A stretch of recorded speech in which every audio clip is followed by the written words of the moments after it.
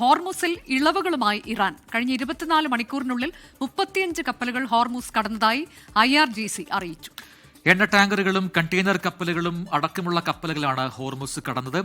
IRGC നാവികസേനയുടെ അനുമതിയോടെയാണ് കപ്പലുകൾ കടന്നുപോയത്. വിവരങ്ങളുമായി വിനയ് ഉണ്ണി ഇന്റർനാഷണൽ ന്യൂസ് ഡെസ്കിൽ നിന്ന് ചേരുന്നു. തത്സമയം വിനയ്, വളരെ പോസിറ്റീവായിട്ടുള്ള വാർത്ത ആണ് വന്നിരിക്കുന്നത്. ഇറാൻ ഒന്ന് മയപ്പെടുന്നു ഹോർമുസിലെ അവരുടെ നിലപാടിൽ നിന്നും എന്നാണോ മനസ്സിലാക്കേണ്ടത്? നേരത്തെ തന്നെ അബ്ബാസ് അരക്ചി ഇന്ത്യയിൽ വന്നപ്പോഴും പറഞ്ഞത് ഇന്ത്യയുടെ കപ്പലുകൾക്ക് സുഗമമായി പോകാനുള്ള സഹായങ്ങൾ ഇറാൻ ചെയ്തു കൊടുക്കും എന്നുള്ളതാണ്. അപ്പോൾ രാജ്യങ്ങളെ നോക്കാതെ എല്ലാ രാജ്യങ്ങളുടെയും കപ്പലുകളെ അത് കടത്തിവിടാൻ എന്ന രീതിയിൽ തന്നെയാണോ ഇപ്പോഴത്തെ നിലപാട്? പക്ഷേ അമേരിക്കയ്ക്കെതിരെ നിലപാട് അതിൽ മാറ്റമുണ്ടോ, അയവുണ്ടോ?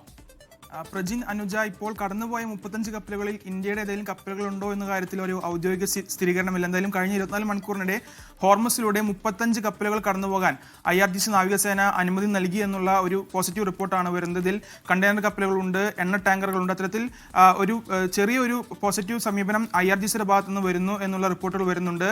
ഇതേ സമയത്ത് ഞാൻ ടെഹ്റാനിൽ പാക് നേതൃത്വവുമായി ഇറാൻ ഭരണ നേതൃത്വം ഇപ്പോൾ ചർച്ചകൾ നടത്തുന്നുണ്ട്.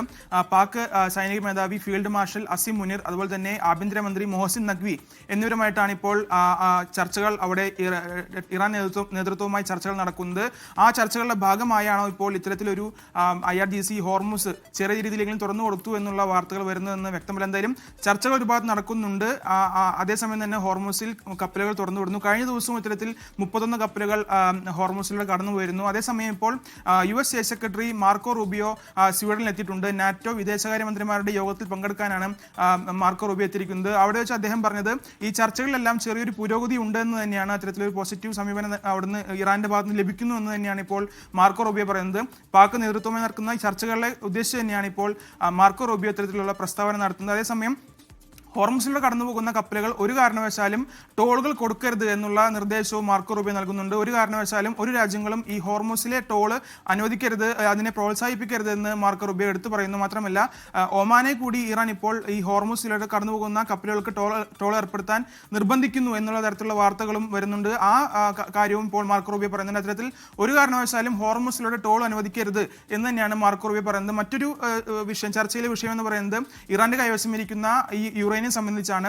സമ്പുഷ്ടീകരിച്ച യുറേനിയം കൈമാറുന്നത് സംബന്ധിച്ചുള്ള കാര്യങ്ങളാണ് പറയുന്നത്. നേരത്തെ ഡൊണാൾഡ് ട്രംപ് ഈ യുറേനിയം പിടിച്ചെടുക്കുമെന്ന് പറഞ്ഞിരുന്നു. പക്ഷേ യുറേനിയം ഒരു കാരണവശാലും വിട്ടു നൽകില്ല എന്ന് തന്നെയാണ് ഇറാൻ പരമോന്നത നേതാവ് മുസ്തഫ ഖമേനെയി അറിയിച്ചിരിക്കുന്നത്.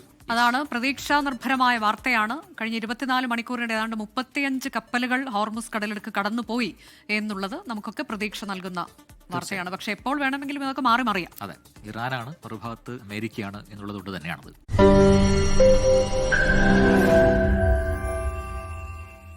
ലോകത്തെവിടെയായാലും ഏത് സമയത്തും 24 വാർത്തകളും ഓഗ്മെന്റഡ് റിയാലിറ്റി പാക്കേജുകളും എക്സ്പ്ലെയിനറുകളും വിശദമായി കാണാൻ ഞങ്ങളുടെ YouTube ചാനൽ നിങ്ങൾക്ക് സബ്സ്ക്രൈബ് ചെയ്യാം.